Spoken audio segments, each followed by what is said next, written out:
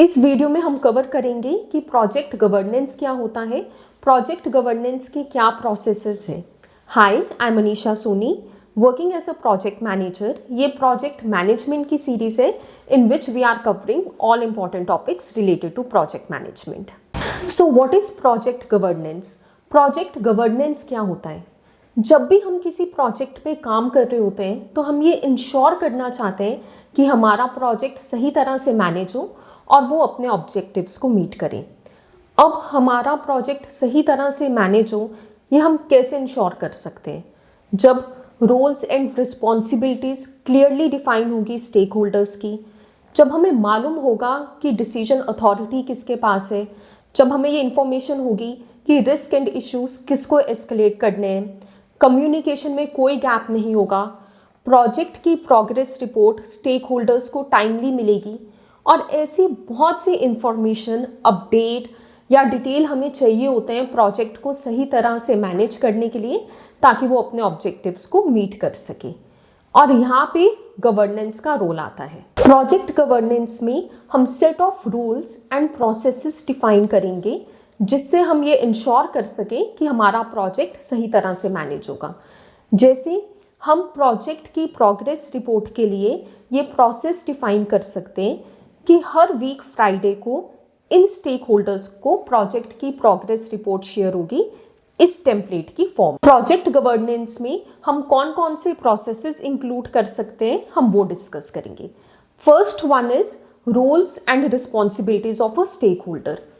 इसमें हम roles and responsibilities mention करेंगे स्टेक होल्डर्स की, डिफाइन करेंगे कि डिसीजन अथॉरिटी किसके पास है, इश्यूज एंड रिस्क किसको एस्केलेट करने, ये सारी इंफॉर्मेशन हम मेंशन करेंगे।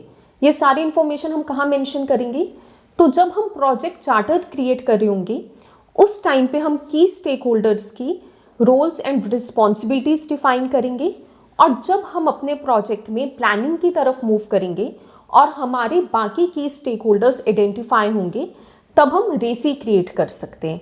रेसी means responsible, accountable, consulted, informed. तो हम ये इंफॉर्मेशन डॉक्यूमेंट में, एक्सेल शीट में या कोई भी टूल जो हम यूज़ करें प्रोजेक्ट मैनेजमेंट के लिए, वहाँ पे मेंशन करेंगे कि कौन सा स्टेक होल्डर किस चीज़ के लिए रिस्पॉन्सिबल है, कौन किस चीज़ के लिए अकाउंटेबल है, किसको कंसल्ट करना है, किसको इन्फॉर्म करना है, ये सारी इंफॉर्मेशन वहाँ पुट करेंगे। Next is communication plan. Project manager का मैक्सिमम टाइम कम्युनिकेशन में ही स्पेंड होता है। कम्युनिकेशन प्लान में हम डिफाइन करेंगे कि हमारा स्टेक होल्डर्स के साथ मोड ऑफ कम्युनिकेशन क्या होगा, किन स्टेक होल्डर्स के साथ हमें मीटिंग ऑर्गेनाइज करनी है, किन के साथ हमें ईमेल में कम्युनिकेट करना है, ये सारी इंफॉर्मेशन हम मेंशन करेंगे।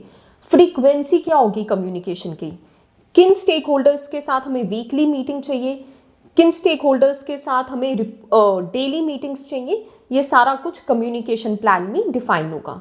और कम्युनिकेशन प्लान हम कब क्रिएट कर सकते हैं? तो जब हम स्टेक होल्डर रजिस्टर क्रिएट करेंगे इनिशिएशन फेज में, उस टाइम पे हम कम्युनिकेशन प्लान की इंफॉर्मेशन वहाँ ऐड कर सकते हैं, और जब प्लानिंग के टाइम पे हम इसी डॉक्यूमेंट को और अपडेट कर सकते हैं। प्रोजेक्ट वैसे प्रोग्रेस कर रहा है या नहीं जैसे हमने प्लान किया था, कोई रिस्क या इश्यूज तो नहीं आ रहे, ये कैसे पता चलेगा स्टेक होल्डर्स को? जब हम प्रोजेक्ट की प्रोग्रेस रिपोर्ट उनके साथ शेयर करेंगे। तो प्रोजेक्ट रिपोर्टिंग में हम ये प्रोसेस डिफाइन करेंगे कि ये टेम्पलेट फॉलो होगा प्रोजेक्ट की प्रोग्रेस रिपोर्ट को शेयर करने के लिए, और ये फ्रीक्वेंसी होगी। जैसे हम वीकली प्रोजेक्ट की प्रोग्रेस रिपोर्ट शेयर करेंगे जिसमें हम मेंशन करेंगे प्रोजेक्ट की summary, risk, issues, task completed, की माइलस्टोन अचीव्ड, और शायद हम फाइनेंशियल रिपोर्ट मंथली बेसिस पे शेयर करेंगे अपने स्टेक होल्डर्स के साथ। सो ये सारी इंफॉर्मेशन हम प्रोजेक्ट रिपोर्टिंग में डिफाइन करेंगे। प्रोजेक्ट रिपोर्टिंग का प्रोसेस भी हम प्लानिंग के टाइम ही डिफाइन करेंगे। Next is change control process. तो प्रोजेक्ट में दो तरह के चेंजेस होते हैं। अगर प्रोजेक्ट के स्कोप, टाइम, कॉस्ट में चेंज आ रहे हैं तो इसको हम क्या बोल सकते हैं? Project change request. और दूसरा चेंज होता है अगर हम कोई ऐसा काम कर रहे हैं जिसमें हमें रिस्क एनालाइज करना है, जिससे बाकी लोग इम्पैक्ट होंगे, जिसकी इंफॉर्मेशन सारे की स्टेक होल्डर्स को होनी चाहिए, जिसका हम कोई डेट और टाइम फिक्स करेंगे उस काम को करने के लिए। तो ऐसे टास्क या ऐसी एक्टिविटीज़ भी चेंज रिक्वेस्ट के थ्रू ही होती हैं। जैसे अगर हम कोई एप्लीकेशन माइग्रेट कर रहे हैं तो हमें अपने एंड यूज़र्स को बताना पड़ेगा कि इस डेट और इस टाइम को हम अपनी एप्लीकेशन माइग्रेट करेंगे, इस टाइम तक वो यूज़ नहीं कर सकते। सारे स्टेक होल्डर्स अवेयर होने चाहिए कि ये एक्टिविटी इस टाइम पे हो रही है। तो ऐसे एक्टिविटीज़ या टास्क के लिए भी हम चेंज रिक्वेस्ट रेज करते हैं। और यहाँ पे हमें चेंज कंट्रोल प्रोसेस डिफाइन करना होता है। अब चेंज कंट्रोल प्रोसेस में हम क्या डिफाइन करेंगे कि क्या टेम्पलेट होगा जिसमें हमें चेंज रेस करना है, या क्या टूल हम यूज़ कर रहे हैं जहाँ पे हम अपनी चेंज रिक्वेस्ट सबमिट करेंगे। कौन चेंज कंट्रोल बोर्ड के मेंबर्स होंगे जो उस चेंज को रिव्यू करेंगे, अप्रूव करेंगे। उसके बाद हमें की स्टेक होल्डर्स को कम्युनिकेट करना है, फिर वो चेंज इम्प्लीमेंट होगा। ये सारी इंफॉर्मेशन हमें चेंज कंट्रोल प्रोसेस में मिलेगी।